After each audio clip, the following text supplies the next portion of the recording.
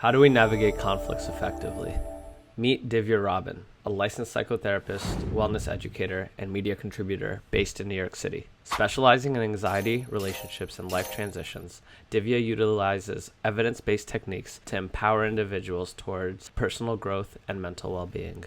In this audio-only episode of Conversations with Chai, Divya and I delve into managing drastic shifts in mood. Well, I want to feel at a 10 all the time, but then it's like to feel at a 10, we also have to experience the 0. Distinguishing thoughts from behaviors. The behaviors we have control over or have more control over. Some days it feels really hard to control our behaviors when we're feeling dysregulated or tired or honestly haven't had enough sleep. Constructive conflict resolution with friends and partners. There's not really a correct way and we screw up, and so that just happens, but it's not as much do I screw up or do I not screw up, but how can I take accountability? Brew a cup of chai and join us for an insightful conversation that offers practical tools for enhancing your mental health and relationships. It's Lil Baby. Your host, Ram Chodri, aka Lil Baby Ram, and today I have with me therapist Divya Robin. Hi, I'm so excited to be here with you. Thank you for doing this. I always joke around with Isra or Salda, I was like, anytime I need it, right? I just book a therapist episode. So I really appreciate you taking the time because I do need it. Of course. I think it's a time where a lot of us are needing it now. Seasons changing, emotions are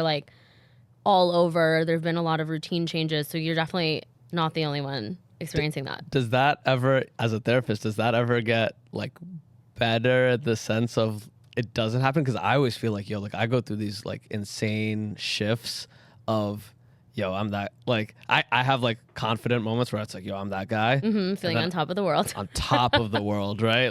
On top of the world. And then I have those moments where it's what is my life right now? And it's those shifts are so jarring to me. Yeah. And it's I don't know how to keep it neutral. My cousin used to tell me this, and I used to disagree. He's I would always be at a 6 if I could. And I was damn, I really enjoy being at a 10. But then his counter argument is what if you hit that 0? Or what if you hit that 1? How do you? And I was I don't, now as an adult, I still don't have the answer to that. What do I do to keep that not so jarring to me? And that's the part about human emotion that's both complicated and beautiful and can also suck at times, is because to feel these amazing and happy and positive emotions also comes with feeling really hard ones.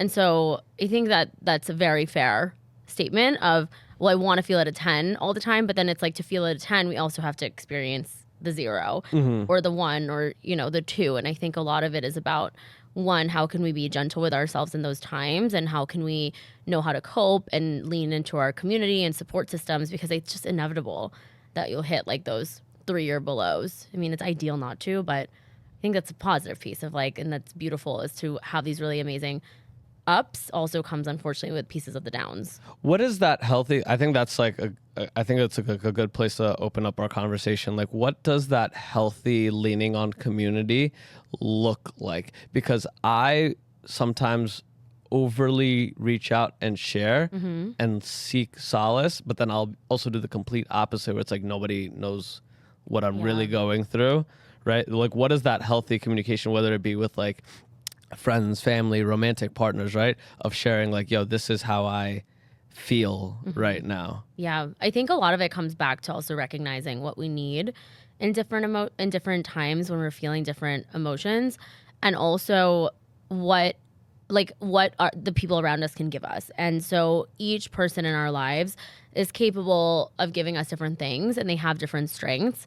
And the reflection when it's okay, for example, if I am feeling really down and I need someone to take me out to go on a walk, get me out of bed in the morning, be we're going on a walk. My husband and my dog are great for that.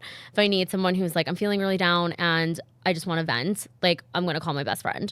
Or I have a friend that lives close to me, and when I need to get out of the house and get a meal, I can reach out to her. So it's different, having different expectations of certain people, because before I would feel disappointed when I would expect so much from everyone in my life, and I had to be wait, but some of these people aren't capable of giving me that, whether they don't have the time for it, they don't have the emotional capacity, they just literally don't know how to support me in that way, because then you end up feeling disappointed. And so being able to go through these ebbs and flows of life while also being realistic about what the people in your life can do. And so we can not only work with our emotions, but we can also work with what people are able to give us.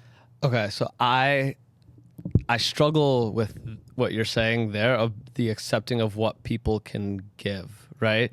I think because people pleaser dash, like I pour so much into people that my default expectation, it was a struggle for a lot of my friends growing up. Like my roommate is like is my best friend, right?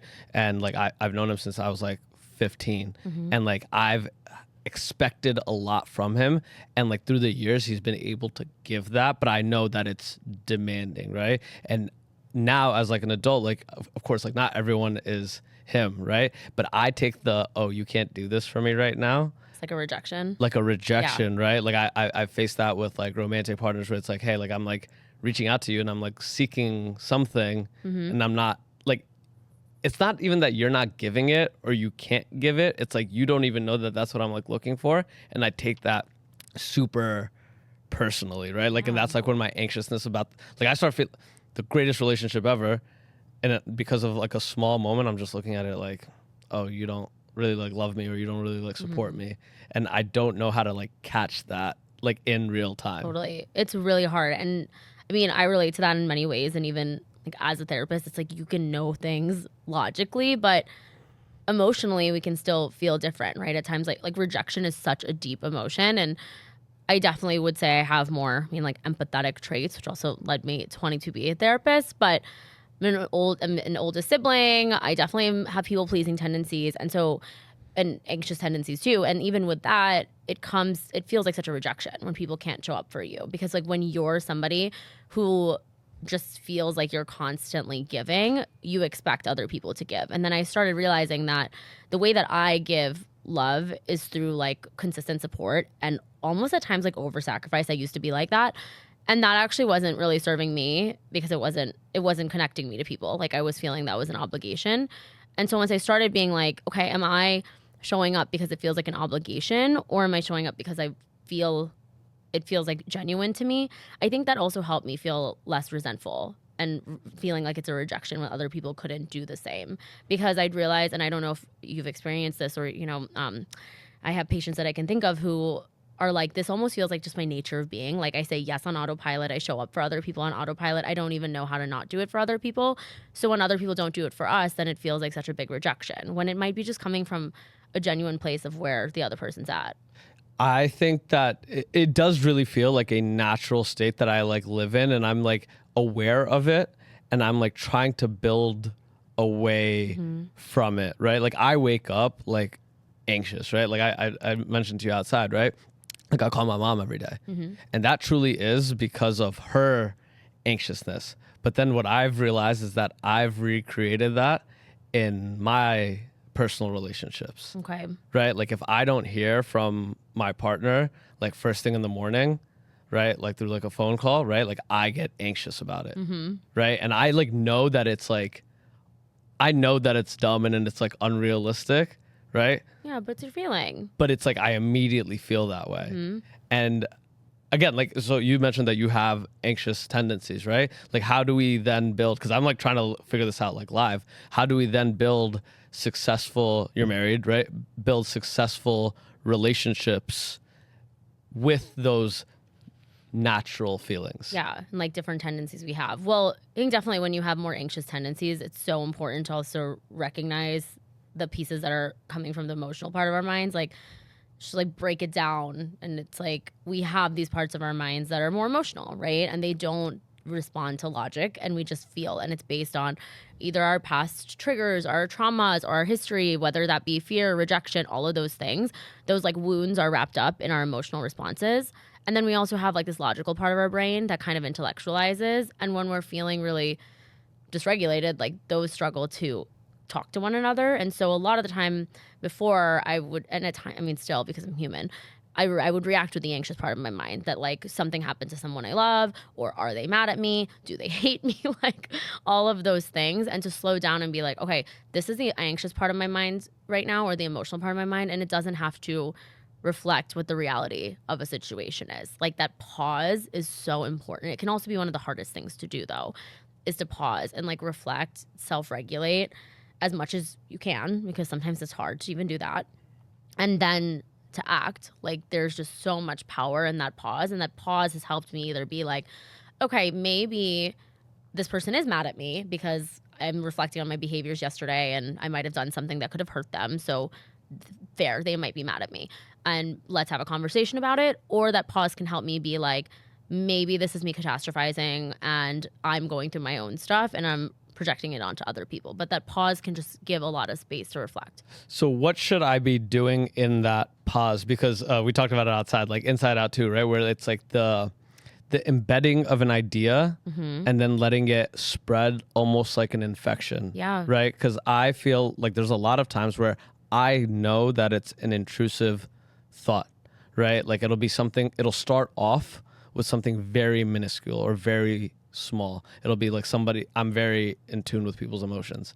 So it'll be like something very small. Somebody might not laugh at a joke that they would regularly laugh at, something. And I then take that and my imagination just runs with it. Like people would think I was crazy if somebody like we went through my basic day and I said, oh, this person did this. And then my mind went all the way here. Yeah. Right. And it's like, I don't know how to stop that. Like I'm driving my mom to the airport and I'm thinking like in my head, I'm like, why is this thought going so far? Right. Like obviously I'm like upset that my mom and my sister are both like leaving, right? Whatever. But then I'm like, why is my brain going to like, what if the plane goes down? What if why is it going all the way like left? It started off with something just like concern and then it just catastrophized. Catastrophizing. Yeah. Like when we catastrophize, when we have intrusive thoughts. And I think the biggest thing for people to remember is one, to normalize it, because there are so many times people come to therapy and are like, look, I'm having these thoughts and I feel literally crazy. Because when we have these intrusive thoughts, it can be really scary.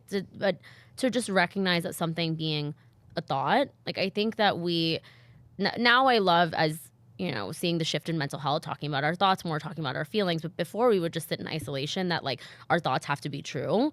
Like so many thoughts I had as a child that would be anxious or intrusive thoughts, I thought they were literally true.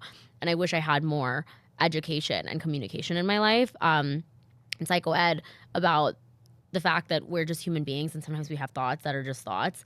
And I say this with my patients is that some thoughts are scarier, some thoughts are stickier, but they can still just be thoughts, right? Like we have to recognize, when is this something that is a familiar thought? Like I'm just having this thought out of fear and familiarity. Whether is my loved one going to be hurt? Is something going to happen to them? Maybe you have a pattern of that, and that is a sticky thought that just keeps coming up, but that doesn't mean that it's true. Or even like scary thoughts that don't have to be true. To be gentle with ourselves, like having a thought that's scary, sticky, whatever it may be. Like sometimes we can use, sillier humor around it, but that it can also just be a thought, and that we can be human and we can have thoughts even though they're complex, they're scary. And when we have ones that are continuously intrusive, that we can seek support in different ways, right? Whether it be like a therapist or other professionals to help us through it, but that there is also elements that we're human and we have thoughts that are just thoughts. In those like moments, right? Because I know like I've done therapy, right? Like I've always found struggle. Like anytime I used to go through like a major life decision with like my therapist, like I definitely felt a lot more intellectual than I did emotional. But I think the struggle of that is the day-to-day practice, right? Because I hear you in the fact that these thoughts are like okay, but I feel like it's almost, especially like I'm trying to run a business. I have like people I need to take care of, right? Like it almost feels like debilitating in the sense of like how much time that it eats up of my the behaviors that we do in response to the thoughts. Yeah. And that piece. Because a lot of time we have to separate our thoughts and behaviors. And I really appreciate you bringing this piece up, because people say that as like, well, my anxiety has me like over checking my emails, or I'm catastrophizing, or, I'm checking people's locations or other things that are debilitating. And separating that's a behavior. And like the behaviors we have control over or have more control over. Some days it feels really hard to control our behaviors when we're feeling dysregulated or tired or honestly haven't had enough sleep. But our thoughts can just be a thought, right? Like you can have a thought that, and I mean, I've had this because I live far away from my family and they all live like in the Midwest. If I have a similar thing of like, oh my gosh, my dad didn't text me back, like something happened to him, right? And before I would like check his location, or I would be like, okay, I'm going to call him. And if he doesn't answer, something happened. And recognizing that those are behaviors and those are in my control. Like I can either regulate, I can resist that, I can do whatever else I need to do, distract myself, whatever it needs to be. But I can have the thought that maybe like an anxious thought, but it doesn't mean I have to do the behaviors that associate with that, even though that's really hard. Like I would do it before of like, and I tell patients this too, like the example of just checking your location. I would want to impulsively check someone's location. I'll be like, I'm going to take some deep breaths. I'm going to check it in 5 minutes. And like usually in 5 minutes, I don't want to check it anymore. It's like that, it's like a wave, right? Emotions are a wave, but there can be so much power in that pause of even being like, I'm not going to do it right now, but if I still need to do it in 5 minutes, I'll do it in 5 minutes. But that pause can give us more space to be like, do I actually need to be doing this? Or do I not need to be doing this? So what are some healthy behaviors around said thoughts, right? Because like you still feel that, because like I know like there's a growing thought of like honoring your feelings, right? Like, hey, I feel like this. There's a reason I feel like this. Maybe, right? Like obviously like unfounded anxiousness is a issue, right? But maybe there is a reason, right? Or maybe somebody is actually mad at you, right? And like still being able to pick up on that feeling, right? Because I struggle with that. Like I think like one of my biggest skills, but also my downfalls is the fact that I am so emotionally absorbent, right? Like if my roommate's having a bad day, like I know. Like everything, like how he closes his door, like his movements, like I just know, right? But I have to tell myself, like, am I being aware right now, or am I projecting a level of anxiousness? And not just my roommate, like my family, personal relationships. It's like, how do I bridge that gap between, hey, this is my thought, and I want to honor it because it might be real, but also I don't want to over index on it and then act on that. Yeah. I think like separating the thought and feeling is the first thing, and naming a thought, because that's different than recognizing our feeling. So we can have an anxious feeling, and maybe the thought is like, my roommate's mad at me, and the thought might not be true, right? But the feeling is very much valid. Like there's anxiety for some kind of a reason. At times we also have feelings and we don't always know why, right? And I think that if we put there are times that we should be reflective and think about, why am I feeling this way? But then there are also times that, it can be due to not having enough sleep. Did you eat your meal? Did you just get in a fight with your partner? Are you burnt out at work? Like things like that are external and contributed to our feelings. But the thing of separating your thoughts and feelings, because our feelings are always valid. Our thoughts can be productive at times, but they can also not be productive. And so to be able to recognize our feelings and have compassion for the human experience, what comes up for us, what comes up for other people, while also being able to separate our thoughts from our feelings and name a thought and recognize a feeling. Like those are two separate things. I think so. It's like, I love having these conversations because it's like stuff like this is probably what we should have been taught growing up, because I do think it's a harder shift in adulthood. Yeah. Right? Like sometimes I'll like overhear, like walking down the street, like I'll hear some parents like parent their kids. And I was like, wow, that's like wonderful, right? Because like I'll hear like a mom ask like, oh, like what do you want to walk 5 blocks or do you want to ride the scooter? Right? And I'm like, oh, like that kid is learning agency. That kid is learning that he has thoughts and feelings. And I'm like, oh, that's like beautiful, right? Because when they grow up, they'll have that level of function. Because I have a very hard time, outside of respecting other people's boundaries, I have a hard time pushing my own boundaries. Probably because I can't push my boundaries, therefore I can't feel that anybody else has boundaries. Back to the people pleasing. I'm so cool to say yes. I'm so cool to do this, that for me to say no, it's like, I feel like, oh, they're going to take it personally. Or like you're rejecting them, or... So because when somebody says no, it's like, oh, I feel rejected and like hurt, right? And it's like, we never get to, especially like South Asian households, we never get to truly build healthy communication. We don't get to build healthy like routines for the most part, right? It really is dependent on who your parents are, and like, of course, like the immigrant generation of having their own issues around that. And like, I was mentioning to you earlier, like I've realized this now, even like with like my parents, right? And like not having like accountability on certain things. It's like, I never had, although my parents were like hard on me, right? Like, hey, like go get straight A's, right? They never actually told me like, this is the structure necessary to go get straight A's, like the routines or practically what to be able to do to get that. Practically, because then I had to learn what that meant for me, right? And what that meant for me was either I was just gifted, and so I could just show up. Like I never even developed a study habit. I would just show up to tests. I would do fine, right? But then once things got progressively more difficult in life, whether it's college, whether it's corporate, it's like, no, I'm now not at the top 5% of this thing, right? Like I'm no longer so gifted that I don't need a structure or routine, but it's like now at 28, 27, am I building out routine in my life? And like that's like the difficult part. So like is there different routines or different structures that different attachment styles different people need in their day? Is there different like science to that? Well, in the way of what works for each person is different, and so that's why it's so important to not compare people's routines. I have people have come to therapy and are like, I've tried so hard to meditate in the morning and do a morning routine, and it's just I can't do it. And I'm always like, why are you trying to do that then? Like, what feels good for you in the morning? And it's like, actually, like waking up a little later, walking my dog, going to work. It's like, does that feel grounding for you? Yeah, I actually feel really grounded when I do that. I feel more stressed out when I try to do a routine in the morning. And I think we also, in this like glorifying routines, we get into this this habit of comparing our routines to other people when we do need structure, right? Like I think as human beings, many of us do benefit from structure. Just were we taught how to build the structure? That's like you were saying, like different household to household. If that was like kids were empowered in that way, but that we have to be able to build our own routines, and that can come at like a trial and error. Try doing something, and if you don't like it, you don't need to force yourself. Like try to work in the way that your brain feels productive instead of forcing it the other way around. If somebody, okay, so like I'm now approaching, because like you said, like we do need structure to some degree, right? Because I always say it, like even I was mentioning it to you earlier, even though I'm like a creative, right? And I've always gone through life thinking that like, oh, I am just like this person that edge of their seat, like just figuring it out day to day, like at the no fucking vision on what my tomorrow looks like or what my day after looks like, right?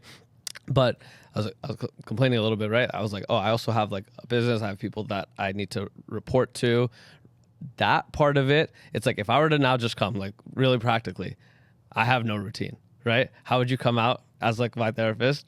How would I come in and be like, how do I build my routine out, right? Like, how do I balance this is how I feel in the morning, this is how I feel in the evening, but this is also what I need to get done, and this is what I need to do because I do have real responsibilities. Yeah. Well, I want to also like place the emphasis that yes, the structure is important, and the reason being is for predictability. So we can have like some sense of predictability in our life and also some sense of agency in what's in our control, because anxiety stems from fear of what's not in our control, fear of the future, worrying about all of these elements, right? And so we want to be able to realistically, what we can have in our control, like take ownership of that, right? And so for you, of being like, what are things that are in your control? Like the people you report to, maybe your tasks, maybe the time you need for self-care, like add that in too. But like, what are the things that are in your control? And also, what are the things that you need? Like, are you somebody who needs to do a midday walk? Are you somebody who needs 8 hours of sleep? Are you somebody who needs to do a certain workout class, movement? Are you someone who needs to like have your cup of coffee in the morning with your family member, with your partner? Like make routines based on what fills your cup up, but also what can give you greater predictability in your life. So you're not like, oh my gosh, what am I doing tomorrow? Oh, like where do I have to go? Who do I have to see? Like that can make our brain work in ways that it doesn't need to work, right? Like we make our brain work harder than it has to. So to get a sense of predictability for your day-to-day can be helpful while also incorporating what you find to be helpful. How do we then navigate when it comes to predictability in people, right? Because I see that a lot within like friend groups, right? Predictability in people. How do we balance that where it's like, hey, like I know my friend, but also my friend is a ever-changing, or my partner is an ever-changing, evolving human, right? The things that I'm able to predict today may not be the same things I'm able to predict in a week from now, right? Like how do we navigate that within all of our personal relationships? Yeah, well, I think that comes too with the reality that relationships are so vulnerable because of that, right? Like we can't predict our partner, we can't predict a friend, we can't predict what they're thinking, we can't predict what they're going to do. And so the pieces of what can we do, what's in our control, which is like the questions we ask, how we communicate. Do we try to schedule weekly dates or with friends? I recently started with 2 of my friends, like accountability groups where we're all working on our projects together like 2 times a month. Like those are things that we can schedule and do in our control. But I think that also comes with a very real and hard reality that it takes, I mean, some people years, and I struggle with this so much still, is that like many parts of relationships are not in our control. And that leaning into the piece of these relationships are really beautiful and I feel connected to this person and they add XYZ value to my life. And also there's many things about them that are out of my control. Interesting. So, okay. So like, because you said it and I know that I'm an anxious attachment person, right? Like how, like that to me is like, how do I deal with that little fact right there? Right. Cause that to me is like one of the most jarring things, right? That like, yo, like I love my friends. Like I love like my family, right? I love my partner. Right. Mm-hmm. So then how do I deal with that? Hey, like almost like the gray, right? Where it is, you are changing as a human, right? Or you are changing. Cause I struggle with that. Like if my roommate's like, yo, like next week, I've taken that personally. Like it's like me and my roommate used to work out together after work every Friday, right? And one day he's just like, yo, like I'm gonna start working out in like the mornings. And that like change was like, and I'm like, oh, does that mean we're like not friends anymore? Like how do I deal with that level of gray where it's like you are an ever changing, evolving person? Yeah. And I think that acceptance of it, exactly what you said, of just like, yes, your brain, that seems like familiarity, right? To be like, are we not friends anymore? Are you rejecting me? To recognize that thought's coming up. It's like, okay, having this thought, one, that doesn't mean that it has to be true. And also this person is changing. I can have feelings about it. It's hard. Because also when people change in our lives, it is difficult, right? Like I think we have this narrative too. We'd love to always be happy for the change in people's lives, but it's complex. And that doesn't mean that we tell people not to change or we lash out at them when they change. Like those are our own emotions to regulate. But change, whether it happens to us or change to another person, has complexity.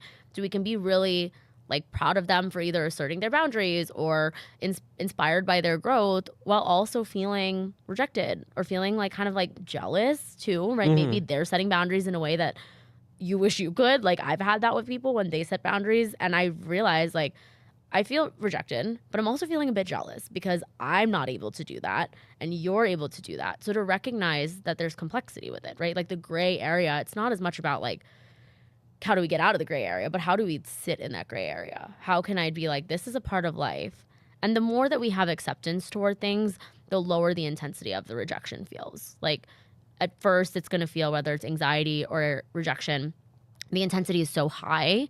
And I always say this to clients in therapy, my goal with you being here is not to make your anxiety go away, the feelings of rejection, anger, pain. It's not for that, but to turn down the intensity of it. And the more acceptance we have, the lower, like it turns that intensity down.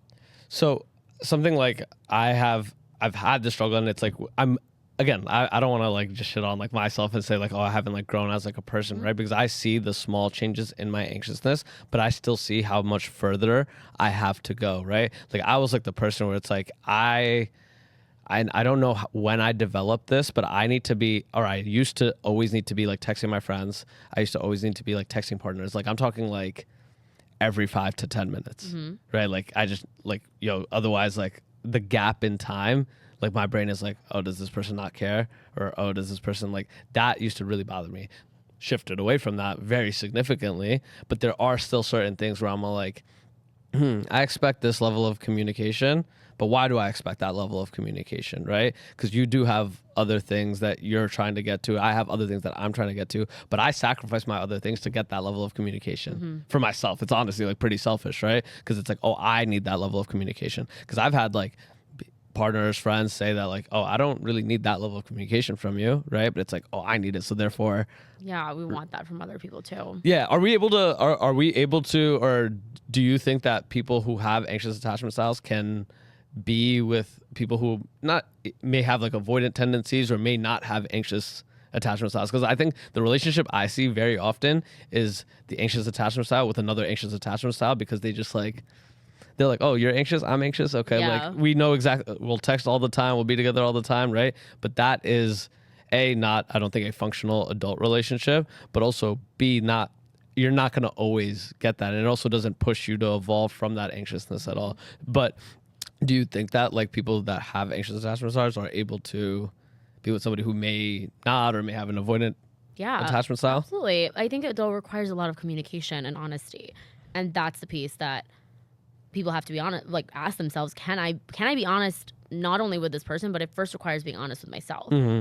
And what are my boundaries? What am I willing to do? What am I not willing to do? When do I communicate that I'm feeling resentful? When do I communicate that my boundaries have been crossed too much? Like, and also meeting people and compromising, right? Like being able to both sit in your own discomfort, because like I'll even use the example of my marriage. Definitely I'm more anxiously attached and my husband is more avoidant. And when we would get into arguments before, I would want him to just like stay with me constantly. And the second he's like, I need space, or he starts walking away, like that was the biggest rejection. And I'm like, he hates me. He's leaving me. Our relationship's done. I screwed up, like all of this stuff, right? But then now it had to be with both of us sitting with our discomfort, that him being like, I need to communicate with you when I need space, and I will be back to talk to you in 30 minutes, or let's resume this in a bit. minutes. I need to just like do my own thing, and I'm back with you. Right. And him coming back, I'm sure has its own discomfort because he wants to avoid. He doesn't want, he doesn't want to talk about it. And for me, I have to sit with that piece of those like 20, 30 minutes where he needs to regulate and find my own ways to self-regulate. Because going, like not talking about it all and being fully avoidant, that's not really a compromise. That's not fair, right? Because we're not being able to support one another. Or if he's sitting in the conversation with me because I'm anxiously needing him to validate and reinforce, reassure me, that's also not supportive. And so it's, I think, about people's willingness to really sit in discomfort, but also be able to communicate. Where's that balance for people? Because I've heard like I've heard like friends that have complained to me saying like, oh, like why I should just find somebody that just like accepts it as it is, right? And then like they don't want that discomfort, right? They're like, and I think we see a lot of that in like dating culture today, where it's like, oh, like somebody will just take me exactly as I am. I think it's a fantasy, though. Right? It's a fan.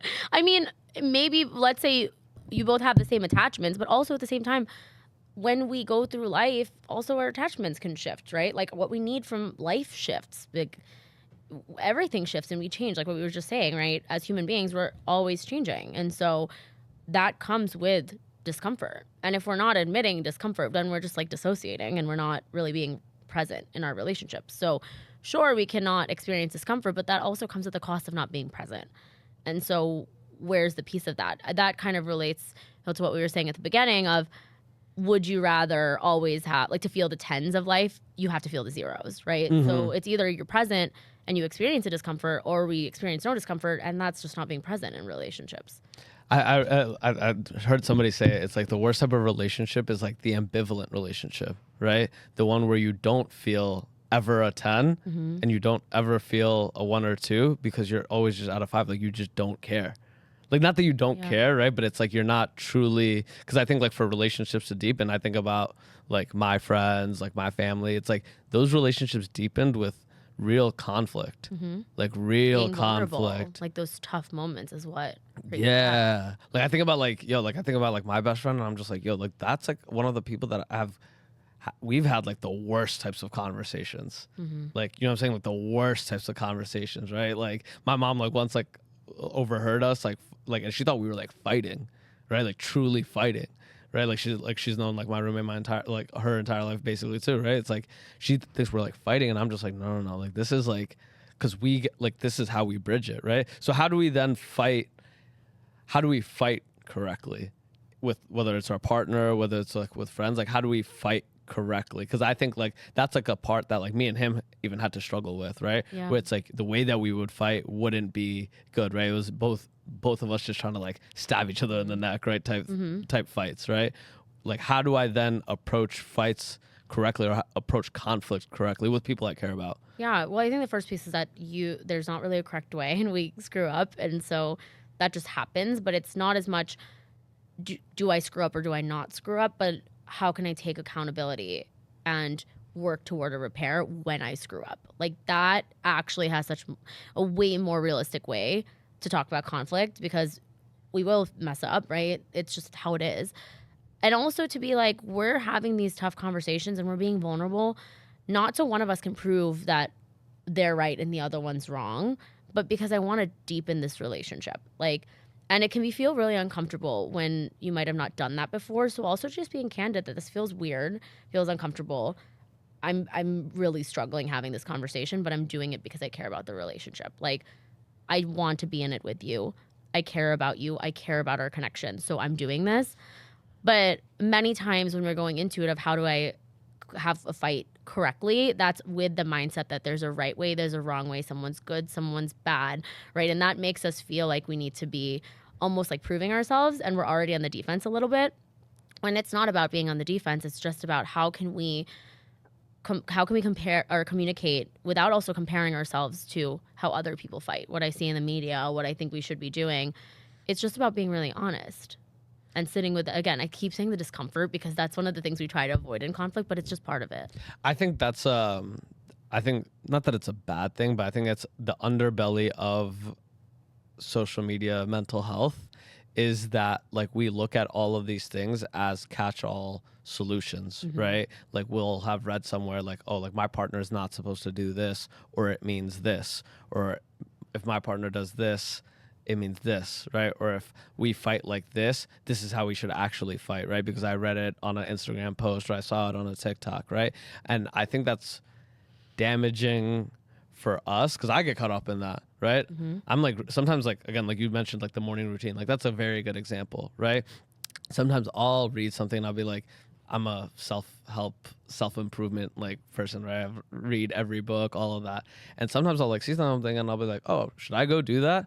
And then I'll do it for like a week and I'll be like, this is like so unlike me and not, I don't even think in that great of a way, right? Because like even within the self-help community, there is like different schools of thought, right? Funny. And also it just kind of keeps this idea that we need to always be improving when, you know, I'm not suggesting we don't improve as human beings, but there are going to be days we feel like we're improving and there are going to be days that we feel like we're breaking apart. And that's also just like part of the human experience. And when we see an Instagram post about like how to better your relationship, how to get rid of your anxiety, how to, you know, never have conflict, whatever it is, that are all of these absolutes, we put ourselves in these really unrealistic expectations when one, we don't always need to be improving. There's also not a one size fits all. And it also doesn't give ourselves moments to be real with what really works for us and what doesn't.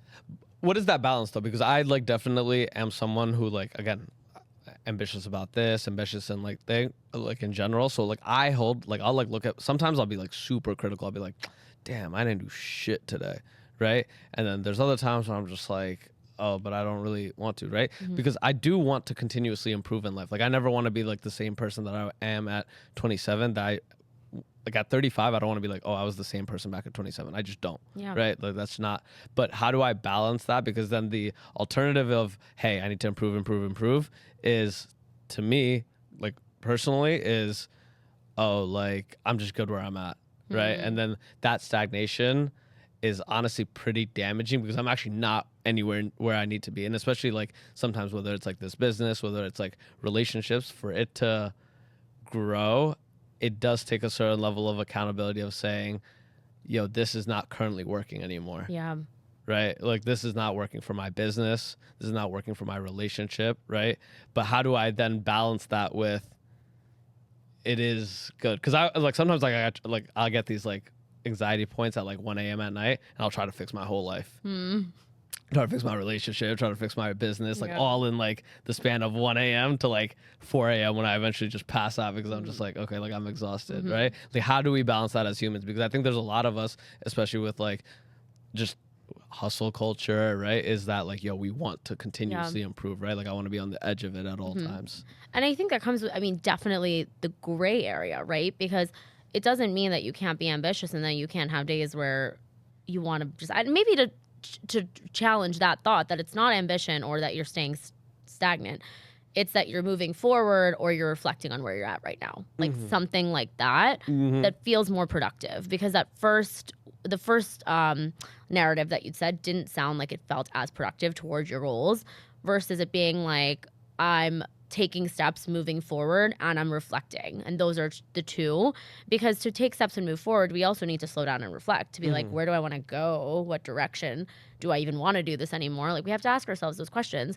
And so to have a bit more of a gentle approach where we can still look at their two parts, right? That we have to reflect, slow down, and we need to move forward and be ambitious. And so you can have both of that, but how can you sit in that gray area a little bit more? Interesting. And then how would you then apply? Because like me and my friends again have like a very open relationship, right? In the sense of like very communicative about everything. And we've have like an understanding of holding each other accountable to a degree about certain things of our lives, right? Like my roommate will give me like 2 to 3 weeks, and he'll like eventually, he might not do it right away, but eventually 2 to 3 weeks in, he'll be like, yo, I clocked this. It's been going on for a second. We need to get back, right? But we struggle, even though as much trust that there is, we struggle with that piece of like holding the people in our lives, like our relationships, like accountable, right? Like, hey, like you're falling off this, right? Or hey, our relationship is falling off because of this. Especially in New York, there's so many people that are like, oh, this person doesn't make time for me anymore, or what have you. And sometimes some people will share that, and some people don't, and then it goes into like a full-on, I resent you mode. Yeah. Right, and it's like, how do we then balance like that part of it, like that part of like a relationship building? Yeah, well, I think that's great that you and your friends communicate and you're able to have those tough conversations about how, like, holding someone accountable, being honest with them, because it's not easy to say, right? That like either you're not showing up in the way that you said you would for me, or you're not showing up in the way that I know you want to be showing up. And so let's talk about that. I think that that's really hard. So it's good that you guys are able to do that. I think, again, with the balance, right? That all comes back to it, and challenging some of the thoughts that we have, that it doesn't have to be one way or it doesn't have to be another. While also being like curious and being kind to ourselves when it's like, oh, I'm not actually achieving, let's say if it's accountability in terms of goals, I'm not achieving these goals. When it's like, okay, instead of being harsh on myself and having a lot of shameful verbiage, what's going on? Like, is something happening in my life? Is there a way that I can be either supporting myself better, being, a gentle approach too? Okay. We're like semi like wrapping up, but I want to key in there, because like that is like something that I really, really want to not fix. I really want to work on in 2025, right? Which is what you're saying there. I find it very difficult to evaluate progress without feeling stagnation, right? The feeling, because like sometimes I'll look at things, I was saying it outside, sometimes I'll look at things and I'll be like, oh wow, like this is actually going really, really well. But I also understand that there's a lot of things in between me and where I want to be that I still have to work on personally, on the business, right? There's a lot of steps between there, right? And it's like, but then it's like the feeling of like almost like shame for what it is currently, right? Like that feeling of shame just doesn't go away almost. Yeah, I can hear that. Well, I have two pieces. The first is definitely the compassion and the gentleness toward yourself, because there's been so much growth I'm seeing, and also this podcast is amazing. And we were talking for the last 30 minutes too before we came in here, like I was already so inspired by your story, all the things that you've done, all the ways that you've grown. And so to also see that for yourself and give yourself the time, maybe it's in the morning that you are like 5 minutes of recognizing my growth, hyping myself up, whatever that looks like, so that seeing that too, because I'm very impressed by you and the growth that you've had and your commitments to self-improvement. And also to be like, for yourself, to be like, okay, here are the places that I can celebrate my many wins, because that can be really hard to do. And I really appreciate when there have been times that, like, I can think of my best friend since I was 12. She will be the one to text me and be like, I'm so proud of you for X, Y. And I'll be like, whoa, I've been running 1,000,000 miles in a minute and feeling so crappy about myself that I haven't even allowed myself to feel proud. And so, one, being able to say you're proud of yourself, but also maybe like also having community who you feel comfortable and safe with, and be like, oh, let me know when you are, ways to communicate. Because my friend knows I struggle with that, so she is more explicit in being like, I'm proud of you, but allowing yourself to slow down in that too. How do I listen to that? First of all, thank you for everything that you're like for the flowers, but how do I how do I accept that? Because again, like my community, I feel so ungrateful. Yeah. Because I'm like, my community is so wonderful, right? Like nobody says anything like you know what I'm saying? Like I hear so, it's like actually like so like I feel ungrateful because it's like everyone is so supportive, right? Everyone, like people that have so much on their plate take time like out of their day to tell me like, yo, you're doing great, right? But the inner voice in my brain just won't like accept it. It's like, yo, even if 15 people today, which might be like 15 people in the last week might have hit me and said, yo, great job, right? And for some reason, why is it still not permeating? Yeah, because it's unfamiliar. And so it's going to take time, right? Like slowing down with it instead of the first thought. I mean, the first thought might still actually be, oh, that's not true, or I need to try harder, I need to work harder. But instead of running with that and letting that thought snowball, being like, oop, that thought is there and I'm trying to shift this, like trying to move it, I'm going to pause and be like, thank you for saying that. And it's probably still going to feel uncomfortable, right? Like there's this fantasy too that when we want to make a change, we're one, going to stop having those thoughts immediately, and it's two, going to feel totally different. And that's not the case. It's actually going to feel more uncomfortable to make the change. And so in that way that you probably are still going to be having those thoughts of, I'm not deserving of this, or feeling guilty that people are showing up for you, and being able to recognize that's coming up, being like, okay, what I want to do is I want to try to accept this compliment. I want to try to slow down with it. And over time, the goal is that that's going to feel better. It's going to feel more natural. It might never feel like supernatural, especially if that's just not how your, inclination is for like receiving support, but it's that it'll feel a little easier to do. And so like being gentle with yourself in that change process as well. Divya, thank you so much. I appreciate you doing this. We end every podcast with a segment called Call Your Shot. It's like my version of like goal setting, manifesting. The idea being is that you say something here, right? Whatever timeline you feel comfortable sharing, I'm going to make this happen.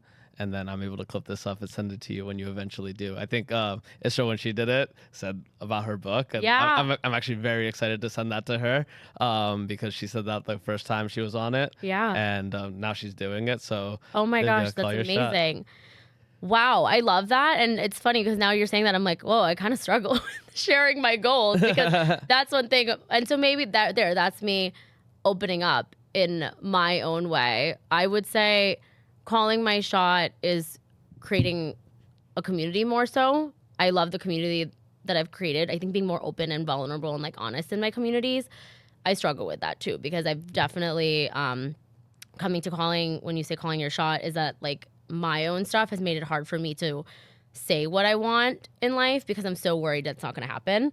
And so I've like not let myself fully shine. And so that's been something that's hard. So I'm going to say to be more open with myself and be more open with others. And whether that means like more blog writing, I don't know, writing a book, a way of sharing my own story and not like hiding who I am. I think that's definitely something I struggle with. No, that's amazing. So being honest, being more vulnerable. Absolutely. Appreciate you. Thank you. Thank you. Thank you for having me. And I love this Absolutely. conversation. Be gentle with yourself. Thank you. Thank you. Thank y'all for listening. Peace.